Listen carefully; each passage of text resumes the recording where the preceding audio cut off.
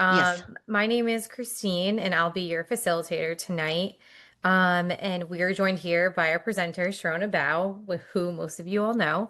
There will be an opportunity to ask questions live at the end and network with the other participants, but for now, I will pass things off to Sherona. Oh, thank you, Christine. Thank you. So, my topic today, let's move on really quick because I know eh, we have only 30 minutes. Okay. So, you can use this QR code to record your attendance for this meeting. And my topic today, I only have 30 minutes. I guarantee I will not go beyond. I time myself. So my topic is MASLD and MASH pharmacotherapy. So every time when I prepare a topic, I always ask myself, why are we talking this? And I want to give you a brief introduction, why we are actually talking about this topic. So I think it has something related to we changed the name, the nomenclature. About 2 years ago, we changed the name from NAFLD to MASLD. So from non-alcoholic fatty liver disease, now we changed to metabolic dysfunction-associated steatotic liver disease. So when we change the name, we now give the patient more approach how to take care of the fatty liver. Because I remember like 15 years ago when I see my patient and then they said, oh, I have fatty liver, but I don't drink alcohol. So what is the management? So we will tell them, okay, don't eat fatty food and then eat healthy, exercise, and then come back in a year. So patient will be very anxious and say, okay, am I going to die? What is the prognosis? Do I need to get liver transplant? Will I turn to liver cancer or cirrhosis? So they have so many questions, but we cannot tell them what is the better approach to take care of this fatty liver disease.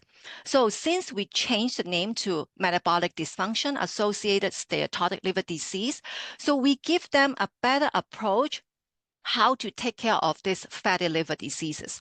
So when you look at this pie chart, it actually divided into 3 different portions. So the blue one is to tell patient to lose weight and then control the obesity. And the gray is to tell patient you need to take care of the cardiovascular disease. And the brown is to take care of the liver by itself, what kind of medication or treatment that we can use to actually take care of the fatty liver. So I am not going to talk about the grade because I always, when I see the patient that they have hyperlipidemia or they have hypertension, or if they have family history of like MI heart attack, I will always refer them to see a cardiologist. And then when I see the patient that they have type 2 diabetes. So I would definitely refer them to see endocrinologists. So I'm not going to spend more time on those reduced cardiovascular disease risk. I will focus on the blue and the brown. So I will mainly a little bit go over what kind of lifestyle and exercise that they can do. We always tell patients to do Mediterranean diet. I talk about it so many times in different settings. Really briefly, quickly go over it. It is high fiber, high fruit, and then also cut down red meat, any animal fat you can cut down. If you want to get protein, plant-based protein, lentils, beans. If you want to get really protein from animal, get it from chicken or get it from fish, moderate amount, but cut down red meat. And also cut down sugary drinks. Is really, really Mediterranean diet suggests the only fluid that we should have is water, basically. So cut down sugary drink and also cut down processed food. And you also share your food with other friends and family members. That's very important in Mediterranean diet. One thing is physical activities. We suggest the patient 150-minute exercise per week. So if you divide it by 5, give them 2 days break. It's 30 minutes, 5 days a week. So when the patient will ask, how much weight should I lose? It's very easy to tell them if they have MASLD, meaning they do not have chronic inflammation or fibrosis, I will always tell patients to lose 5% of the body weight. So if the patient that they have MASH, meaning they have inflammation, chronic inflammation or fibrosis, I'll tell them to lose 10% of the body weight, because according to the AASLD guideline, the EASL, and also the AACE guideline is the endocrinology guideline, they did suggest 10% of the body weight will actually improve the histological improvement. So if they lose too little weight, and it won't help if they have fibrosis. And I'm not going to talk about bariatric surgery. I will go over the GLP-1 and the GIP a little later. And then the last thing that I will focus is the brown. Definitely we need to talk about the medication or the treatment, particularly target the liver. So let's move on to the GLP-1. And I think this is a really hot topic. Everyone talk about GLP-1. And I think even patient, they have no medical background and they will say, I want to get GLP-1. So GLP-1 is glucagon-like peptide 1 receptor agonist. And then they did not mention here about GIP, but I want to mention it is GIP is glucose-dependent insulin-tropic polypeptide. So GLP-1 and GIP, they both are actually incretin hormone. It is released by your gut from your small intestine and also colon. It is a group of metabolic hormone that it can actually release by the GI tract and to respond to nutrition intake. So they can stimulate the insulin release from the pancreas and also regulate the sugar. And GLP-1 mainly is to slow down the gastric emptying and also reduce your appetite. So they move the glucose from your blood back into the cell. So that's why the sugar is always improved when the patient that they're taking GLP-1. And GIP, on the other hand, is to primarily to promote fat storage and also more direct effect on the lipid metabolism. So GIP and GLP-1 play a very important role for regulating the sugar and also appetite.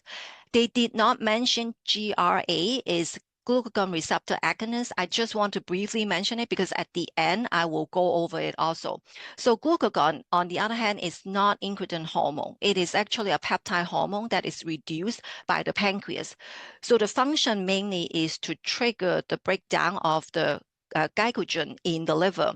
And you can enhance your liver ability to promote and release glucose, and mainly is to increase the fat breakdown. So really quick to talk about this study. I will talk a little bit more in depth on this study. It's basically ESSENCE study. It is recently just came out really hot, April 30th of this year from New England Journal. It is actually written by Philip Newsom. So this study, it is ongoing. It's 240 weeks of the study. The name of the study called ESSENCE study, but they actually get some of the information in between. So they get the interim analyzed data from 72 weeks, the first 800 patients that enrolled this study. It is almost like 1,200 patients enrolled this study, but they actually get those patients, the first 800 patients at week 72, and they analyze those study. They analyze those data and find out when the patient that they're taking semaglutide 2.4 milligram once weekly. And after 72 weeks, it did show 37% of the fibrosis reduction at least one stage without worsening of MASH. And also they did show 33% of the combination of resolution of MASH. At the same time, they also show at least one stage of liver fibrosis improvement. So it's very powerful medication. I will talk about a little more the new approach, what kind of medication for fatty liver also. Here they did mention about GLP-1 because it will slow down gastric emptying. So as a provider, if you put the patient on GLP-1 is really, really important. You need to tell them to hold the medication at least 7 days before those GI procedures such as colonoscopy or EGD, because it can cause problem. You might need to cancel the procedure if they did not hold it for more than a week. So really quick talk about vitamin E and also pioglitazone. I'm not going to focus too much because this is kind of outdated information. So vitamin E, this study actually came out at least 15 years ago. It was actually in May 2010. This study is same as the pioglitazone. They both information came out from the Pivot study, PIVNS right here, when you look at the slide. It actually has almost like 250 patients. This study is 96 weeks. PIVN is PI is pioglitazone, VE is vitamin E, and NS is non-alcoholic steatohepatitis. So this study, they use vitamin E, 800 international unit per day for the patient that they do not have type 2 diabetes. So I found it a little ironic because the majority of our patients that they have MASH, they also have type 2 diabetes. So it is very selected. They use it on non-diabetic patients because they think high dose of vitamin E did increase the risk of heart failure. So when a patient that they have type 2 diabetes, they already increase the risk of cardiovascular risk. So that's why they do not suggest vitamin E for those type 2 diabetes patients. I remember when I first starting vitamin E on a patient, me and Dr. Saab always put them only 400 international unit, and I don't really follow this study, use 800 international unit. But it did show after 96 weeks, it's approximately 43% of the patients show histological improvement. But there's a contradicting information because in ASLD guideline 2023 did suggest vitamin E might improve MASH in non-diabetic patients. But a year later in EASL guideline, they do not recommend use vitamin E because they think that might be lack of efficacy on fibrosis and at the same time might increase risk for prostate cancer or bleeding. So I have some reserve on vitamin E and we kind of stopped using this approach. And pioglitazone, really quick. In my life, I've never really write pioglitazone for MASH patients, 30 to 45 milligram per day. But this study is same as vitamin E PIVN study. And then this medication, they can use it for type 2 diabetes. And but it did show no improvement histologically compared with placebo. So, and also there's potential side effect is weight gain, edema, or bone fracture. So we don't really use pioglitazone. So really quick change our topic is resmetirom. So this medication is actually FDA approved just a little more than a year ago, March 2024. And this is the first and also the only medication so far is FDA approved for MASH patient. It is very particular for only F2 to 3 fibrosis patient, and everyone know F1 is just a little bit of the fibrosis and F4 is cirrhosis. So they only use it for 2 and 3 level. And also when you document it, you need to document it in conjunction with diet and exercise because otherwise sometimes insurance might not approve. And this medication is a thyroid hormone receptor beta. And I want to talk about how this medication works in your liver. So thyroid hormone, people always think thyroid hormone only happening in your thyroid, but it's wrong. So thyroid hormone alpha, you can find it in your brain, in your bone, and thyroid hormone beta, you actually find it in your liver, in your kidney, and also thyroid. So the purpose of the thyroid hormone is actually, it has a lot of job that they do in the liver. It is to prevent fat accumulation and also help lipid metabolism. And it actually improve your powerhouse, actually help your mitochondria function. So it has a lot of good thing benefit when they have the thyroid hormone beta activities in the liver. But however, they find out when the patient that they have MASH, those thyroid hormone beta activity is extremely low. And why they have low activity level in the MASH patient. So one of the hypotheses is when the patient that they have chronic inflammation.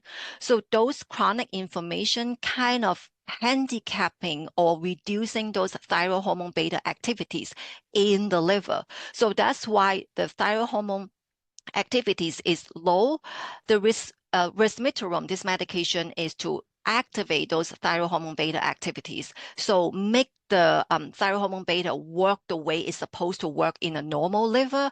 So it actually helps the patient to improve the fat metabolism and then increase the mitochondria function, the powerhouse, and more energy. So I want to talk about the study, MAESTRO-NASH study. This is a phase 3 trial. It's 966 patients and it's 52 weeks. And then they have two primary endpoints. The first endpoint is MASH resolution without any worsening of fibrosis. And the second primary endpoint is to improve the fibrosis at least one stage without worsening any MASH. So this medication is relatively really safe when you compare those number two high side effects. The most common side effect is diarrhea and nausea.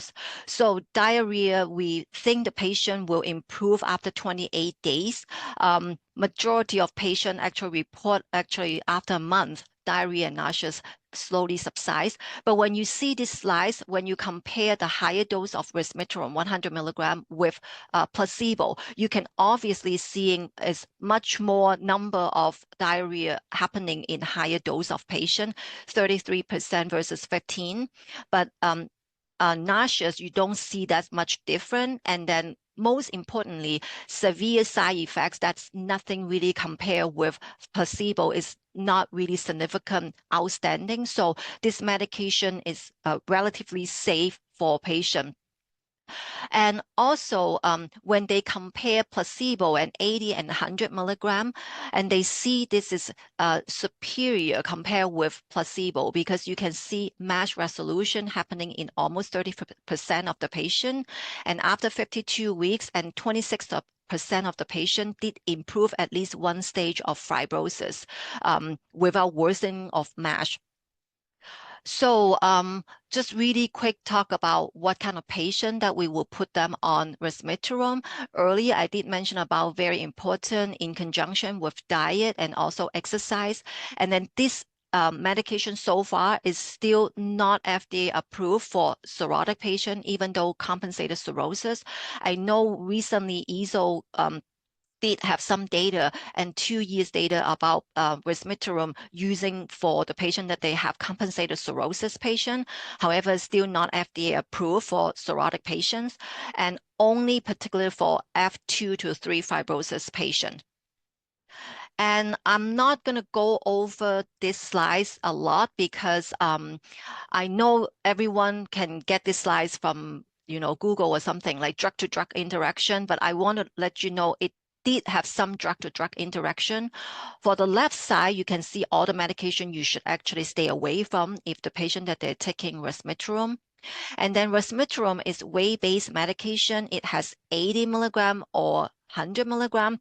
But they also have 60 milligram. When you use the medication in the middle column, such as Plavix or some medication for iron overload, you have to reduce the dose resmetirom to 60 milligram. So those time, you have to write the lower dose of resmetirom. So for whoever that they are over 100 kilogram, you use 100 milligram. Lower than 100 kilogram, you use 80 milligram. On the right side, some kind of type 2 diabetes medication you have to minimize because it can increase the exposure of those medication. It can cause toxicity. It's really important. And then statin. Here they did mention about the maximum dose for pravastatin and atorvastatin is 40 milligram, when simvastatin and rosuvastatin is 20 milligram. So you have to be really pay attention. And one thing is really important is this medication, you use it for long term. So if your patient that they are having some medication changing or they haven't seen you for a few months and then their primary doctor or whoever that put them on some new medication, you have to tell them to come talk to us because we can actually follow up with drug-to-drug interaction. So it's very important you monitor during the treatment. So really quick go over during the treatment, how do we monitor this medication? So it is very important as a provider, you have to determine when to continue and when to stop this medication. So the AASLD guideline did suggest after 12 months of Resmetirom, you should repeat the NIT non-invasive testing to compare if there's any improvement or worsening fibrosis. So I will suggest my patient if I use, let's say, FibroScan VCTE. And before I put them on the treatment, I use the same modality. I use the same NIT to compare after 12 months. So if I order a FibroScan, I will actually do FibroScan 12 months after to compare to see if there's any improvement on fibrosis. But there's some stopping rule is if you repeat the NIT 12 months after they're on the medication, they did show worsening of fibrosis, you have to stop the medication because it's not really working. And if there's no change on the NIT, so you might need to consider maybe adding some other regimen or maybe refer the patient to see dietitian, or maybe they have to control the diabetes better. So that's something that you have to discuss with the patient to see if they want to continue. And then some treatment, some management that you can continue is they did suggest if your NIT improve or if your ALT improve at least 20% from the baseline or improve 17 unit per liter, that you can continue the Resmetirom. And of course, if this show improvement, at least 30% of improvement on NIT, definitely you need to keep the patient on. But something that we need to consider is insurance coverage, because I do not know if the patient will be continued to cover by the insurance, because I do see patient on GLP-1, they lost 100 pounds and insurance said you now lost 100 pounds, you're not obese, so I stop your medication. So far I haven't heard any patient that complain about insurance coverage, but I think this also might, in the long run, you might need to consider, because so far this is still a new medication, just came out a little more than a year ago. So really quick, I have a couple minutes. I want to go over something very important. It's not on the slide. I didn't make the slides. I cannot really add information or change it. However, I want to verbally tell you some information. So the last point is that multiple agent currently in clinical trial likely will be more options in the near future. I actually want to share some information is the GLP-1 / GIP and also / GLP, GIP, and GRA. So that's actually at least 4 complete phase 2 trial already finished. So the first 2, they are actually use GLP-1 single receptor agonist. So the first medication is liraglutide. So liraglutide, this phase 2 trial is already complete. It is 48 weeks. So the number of the patient is very little, only 52 patients. So they did mention about 39% of the patient has resolution of MASH. Unfortunately, they did not show any fibrosis improvement. Versus the next one is semaglutide, is another GLP-1 single receptor agonist. So I did earlier mention about the Ascent trial. It is really promising, 72 weeks, 800 patients. It did show about 37% of the patients show at least one stage of fibrosis improvement. So another group of the medication is GLP-1 / GIP.